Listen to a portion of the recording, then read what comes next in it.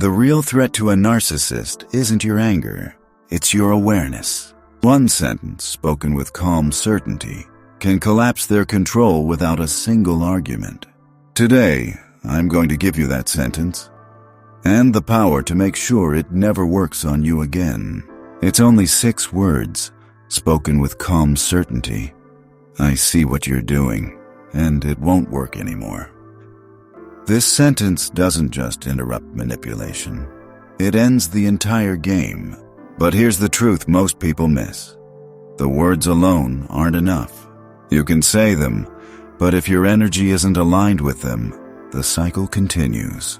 What really dismantles a narcissist's control isn't just the phrase itself. It's the awareness, the presence, and the regulation behind it. If you want this sentence to land like a quiet thunderclap, to send the message that their influence is truly over, you have to understand why it works at the deepest level. You have to embody the awareness that narcissists can't manipulate. Stay with me, because if you do, you won't just use the sentence. You'll become the boundary they can't cross. Let's begin. Narcissists don't fear your anger. They feed on it. Every time you react, whether with rage, with pleading, with panic, you show them that they still live inside your mind. Your emotional intensity becomes their proof of control. It means you're still playing the game, still caught in their web. It's easy to believe that anger is strength. It feels explosive. It feels like movement. But as the Stoics taught, true strength isn't found in outbursts. It's found in control of the self. Marcus Aurelius, in his Meditations, wrote, "The best revenge is to be unlike him who performed the injury." He understood something we often forget. Reacting in anger binds you to the offender. You mirror their dysfunction instead of transcending it. Narcissists know this instinctively. They understand that if they can trigger you, if they can hijack your emotions, they win without lifting a finger. They control the battlefield because they control your mind. Think about it. When you are angry, what happens inside you? Your vision narrows. Your body tenses. Your thinking becomes clouded. You stop seeing clearly, and in that blindness, you are easily manipulated. Now contrast that with awareness. Awareness doesn't react. It observes. It stays rooted like a mountain while the storm rages around it. It sees the manipulation for what it is. A performance, a distortion, a game designed to pull you out of yourself, and it refuses to engage. There's a story about the Stoic philosopher Epictetus. A man insulted him publicly, mocking him, trying to provoke a response. Epictetus simply smiled and walked away, later saying, "It is not things themselves that disturb us, but our judgments about them." The insult only had power if Epictetus gave it power. He refused to hand over that control. The same principle applies when dealing with narcissists. They can throw bait all day long, but if you stay in awareness, you never bite. You never enter the emotional chaos they're trying to create. On a personal level, I remember a time when someone close to me tried to trigger me with guilt and blame. In the past, I would have reacted, explaining myself, defending my intentions, getting pulled into endless arguments. But one day, I simply stood there breathing. I listened, I observed, and I chose not to respond. What happened next was telling. Without my reaction, their accusations lost steam. The conversation collapsed under its own weight. They were expecting fire. They got silence, and in that silence, the truth became undeniable. Not just to me, but to them too. Awareness doesn't mean you tolerate abuse. It doesn't mean you pretend nothing is happening. It means you see exactly what is happening, and you stay anchored in yourself, refusing to be moved by the storm. When you approach a narcissist from this place of awareness, the power dynamic shifts. Suddenly they are exposed, unmasked, without you lifting a finger. You are no longer fighting for control of the situation. You are in control of yourself. This is why the sentence, "I see what you're doing and it won't work anymore," is so powerful. It's not just words. It's an announcement that you have awakened, that you are watching clearly, and that their game has no hold on you anymore. Awareness dismantles manipulation, not by force, but by making it irrelevant. Once you understand that narcissists feed on your reactivity, the next step is simple but not easy. You master your presence. Presence means you stay rooted inside yourself. You stop living in their story, and you start living in your breath, your body, your own internal knowing. Presence dismantles manipulation without needing an argument. It's like becoming the eye of the storm. Everything may swirl around you, but you remain untouched at the center. This is why emotional regulation is your greatest shield. A narcissist thrives in chaos, but they can do nothing against calm. Calmness strips them of their ability to confuse, bait, or derail you. Marcus Aurelius knew this well. In meditations, he constantly reminded himself to be like the rock against which the waves break, unmoved. When betrayals, rumors, and conspiracies circled him, he didn't lash out wildly. He stayed anchored. He stayed present. And because he controlled himself, he controlled the outcome. The same truth echoed centuries later with Winston Churchill. During the darkest days of World War II, when Britain faced relentless bombings, Churchill didn't panic. He cultivated a calm, almost defiant presence. His steady voice, "We shall never surrender," wasn't just political strategy. It was emotional regulation weaponized as leadership. His calm became the nation's calm. You don't need to lead a nation to understand this power. There was a time in my own life when someone pushed every button they could. Insults, guilt trips, lies, all carefully designed to pull me into the old dance of reaction. But this time I stayed inside myself. I focused on my breathing. I grounded my body. I didn't flinch. I didn't defend. I just watched, and what unfolded was incredible. Their tactics unraveled. Their words fell flat. It was like watching a magician fumbling when the audience already knows the trick. That's what regulated presence does. It strips the illusion. When you're calm, you can see the energy behind the words. You notice when kindness is laced with pressure. You sense when compliments are bait. You feel the unease hidden behind their charm. This is why Epictetus taught that no man is free who is not master of himself. If your nervous system can be hijacked by another person's words, then you are not free. You are a puppet, dangling on emotional strings you don't control. But when you stay in your body, when you breathe slowly, when you create space between the trigger and the response, you reclaim your freedom. Presence isn't passive. It's power without noise. It's the refusal to be moved from your center, no matter how loud the chaos becomes. And here's the truth. A narcissist can fight your words. They can twist your emotions. They can spin your anger into proof of their false narratives. But they cannot fight your stillness. They cannot manipulate calm. They cannot control someone who simply refuses to play the game. Regulating your energy isn't just healing. It's strategic.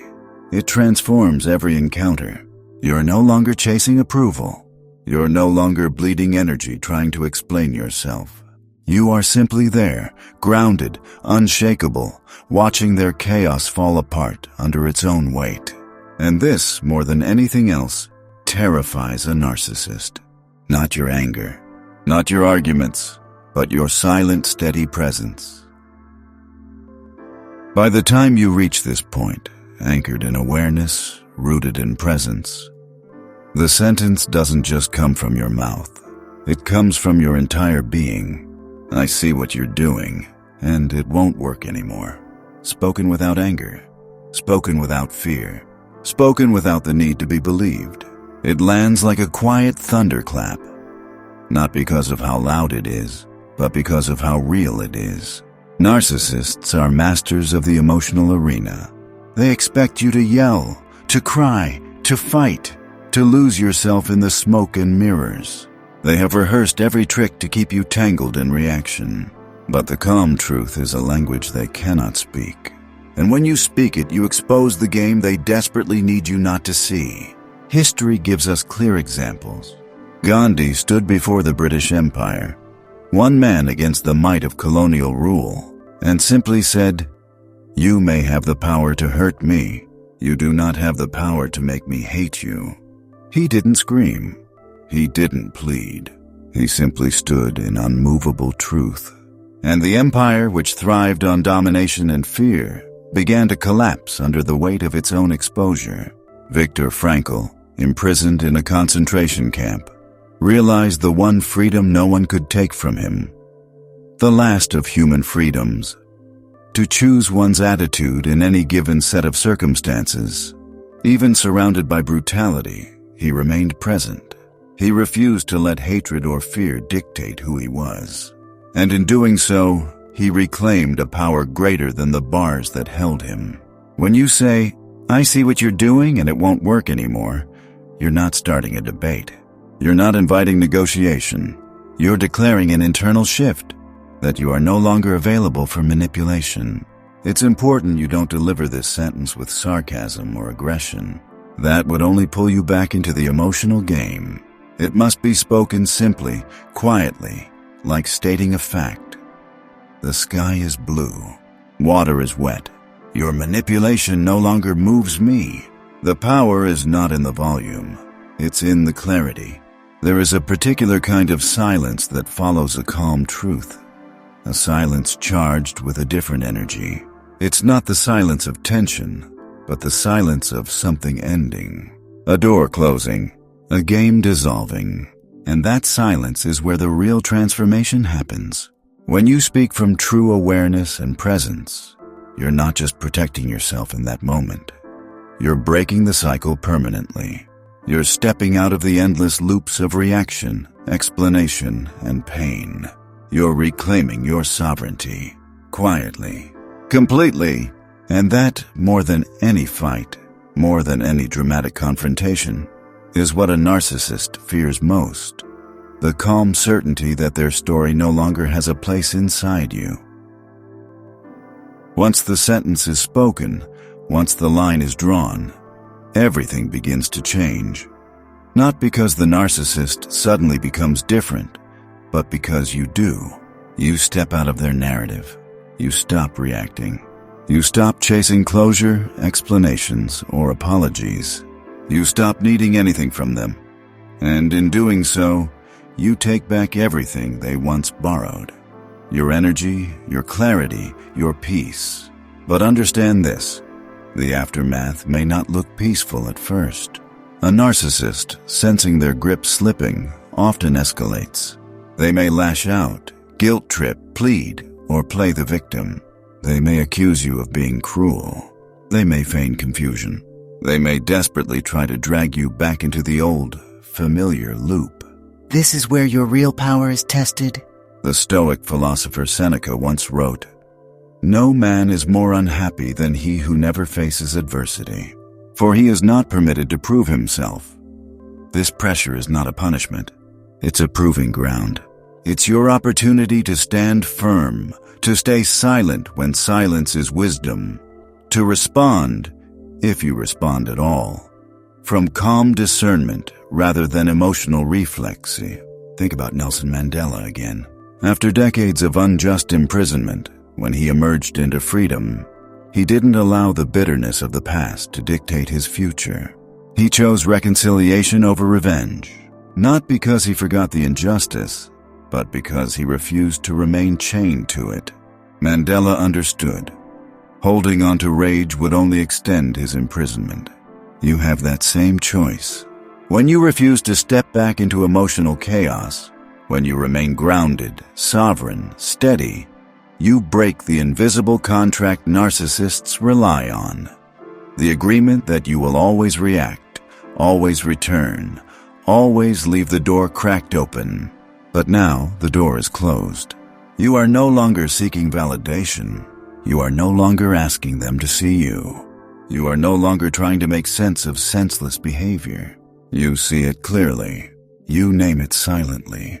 and you walk your own path, carrying your peace with you. The power they once held was never real power. It was borrowed from your confusion, your fear, your unhealed wounds. Now you see differently. You live differently. You realize that freedom isn't something you beg for. It's something you claim the moment you choose clarity over chaos, peace over performance, sovereignty over survival. And when you live from that space, something extraordinary happens. You become immune to their tactics, immune to their bait, immune to the games that once hooked you so easily. Because you're no longer fighting to be seen. You're already witnessing yourself. And once you witness yourself fully, clearly, without distortion, no one can ever steal that from you again. Freedom from manipulation isn't loud. It isn't dramatic. It doesn't come from fighting harder or shouting louder. It comes from waking up, from seeing clearly, from standing so still inside yourself that no one else's chaos can move you. I see what you're doing, and it won't work anymore. These aren't just words. They are a declaration, a quiet revolution inside your nervous system, a boundary not drawn with anger, but with awareness, not enforced by force, but by presence. The truth is, narcissists don't fear confrontation. They fear exposure. They fear the version of you that no longer reacts, no longer explains, no longer asks for permission to exist. When you reach that point, the game is over. Not because they surrendered, but because you stepped off the board completely. You stopped fighting for peace. You became peaceful. And that is a power no manipulator can touch. Stay grounded. Stay present. Stay sovereign. You don't need to shout. You don't need to convince. You simply need to see and choose for yourself. Always